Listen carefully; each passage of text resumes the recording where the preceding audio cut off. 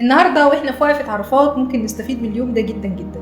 اليوم ده ما بيتكررش غير مره واحده بس في السنه، يبتدي معانا من فجر لحد المغرب.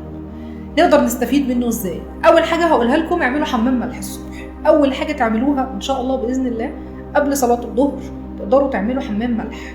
الحمام بتاعنا هعيده لكم تاني، ما احنا قلنا قبل كده في كذا فيديو ان احنا بنملى البانيو بتاعنا ميه، او الناس اللي ما عندهاش بانيو بيملوا طبق كبير يقدروا يحطوا فيه ميه تكون درجه حرارتها معتدله بالنسبه لجسمكم، وتحطوا فيها 7 كبشات ملح من ايديكم.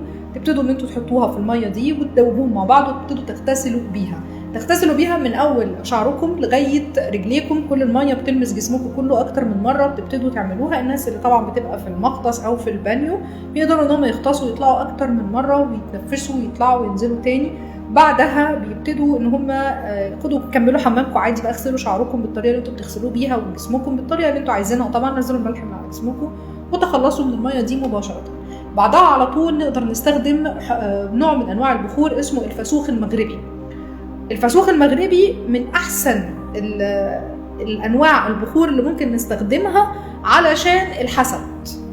فتقدروا تستخدموا الفسوخ انتوا نفسكم تتبخروا بيه، يعني تحطوه وتعملوا بخور على نفسكم، وكمان تبخروا بيه انحاء بيتكم. طبعا اتفقنا ان البخور بيتعمل لما بنكون فاتحين الابواب وفاتحين الشبابيك. محدش بيقفل شباكه ابدا وهو بيبخر، يعني البيت لازم يكون داخله تهويه، عشان انت بتبدل الطاقه السلبيه بطاقه ايجابيه تحل دي مكان دي. بعد ما تخلصوا البخور بتاعكم تقدروا تقعدوا تقروا سورة الحج. نقرا سورة الحج 3 مرات ورا بعض.